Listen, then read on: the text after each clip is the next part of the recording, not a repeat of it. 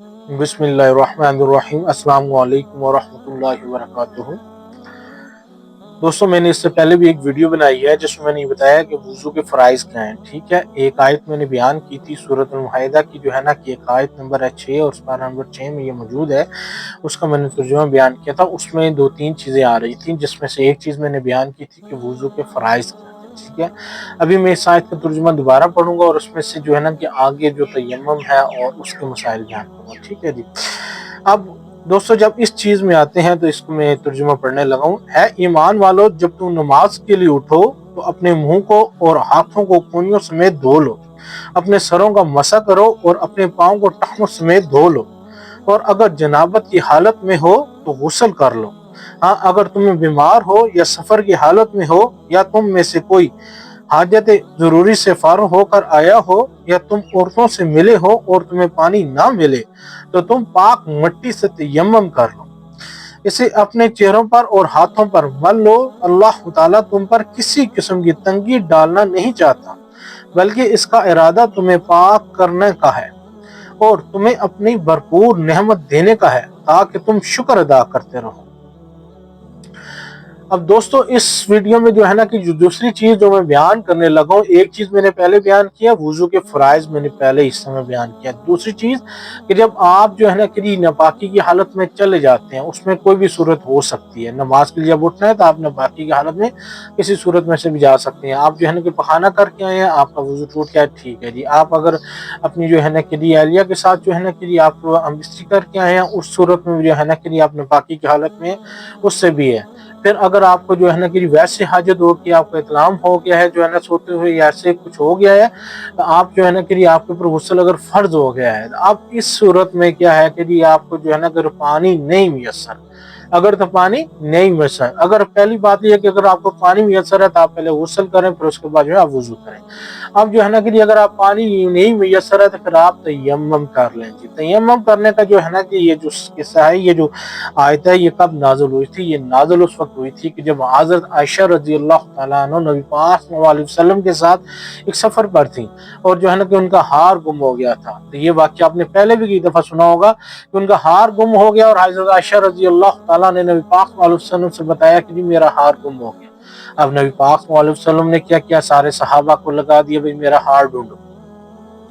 ان کا ہار ڈھونڈو، حضرت عائشہ کا ہار ڈھونڈو۔ اب حضرت عائشہ کا سارے صحابی ہار ڈھونڈنے لگ پڑے، اور کرتے کرتے نماز کا وقت آ گیا اور نماز کے لیے پانی کی کمی تھی۔ اب کچھ صحابہ کرام جو ہے وہ اٹھ کے گئے اور نبی پاک صلی اللہ علیہ وسلم جو ہے نا حضرت ابو بکر صدیق رضی اللہ تعالیٰ عنہ کے پاس گئے اور ان کو جا کے شکایت کی کہ حضرت عائشہ کا ہار گم ہو گیا، جن کی وجہ سے ہماری نماز جو ہے نا قضا ہو جائے گی، اور نماز کا وقت جا رہا ہے،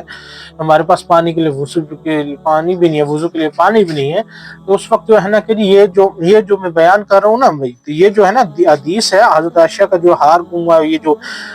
اور اس کا تیمم کی جو حدیث ہیں جو ہے نا، یہ کہاں سے کہاں تک ہے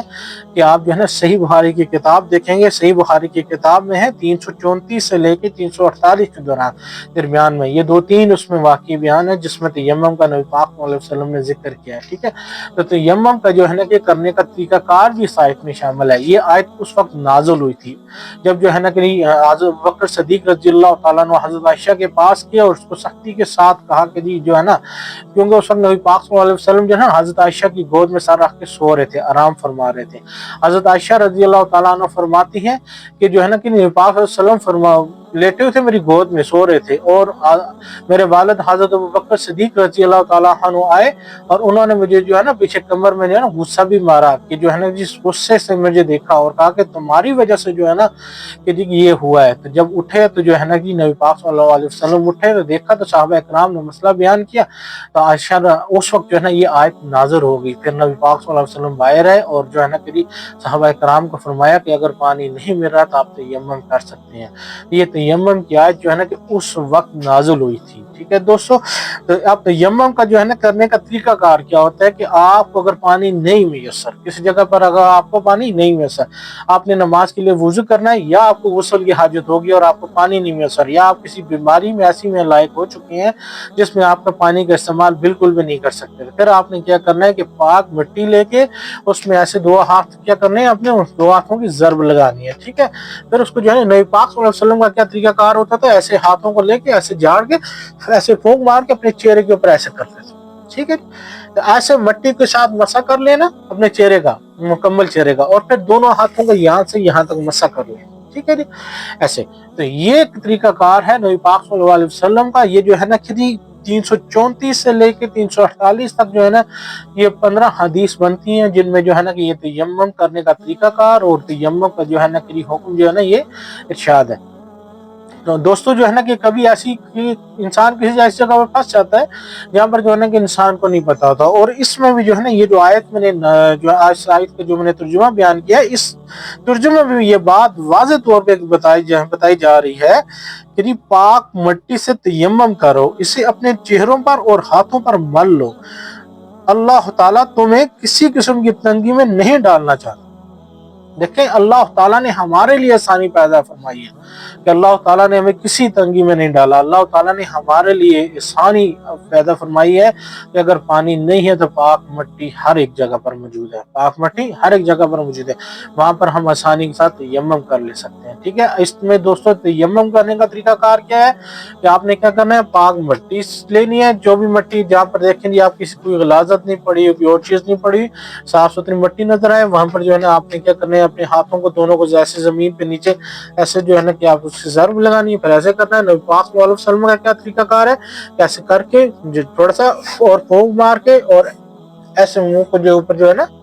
کر لیتے تھے, اور پھر اپنے دونوں ہاتھوں کو, دائیں ہاتھ کو پہلے بائیں ہاتھ کو بعد میں. ٹھیک ہے جی, ایسے جو ہے نا کہ آپ جو ہے نا پاک ہو جاتے ہیں, پاک مٹی سے تیمم ہو جاتا ہے, اور انشاءاللہ جو ہے نا کہ آپ پاک ہو جاتے ہیں.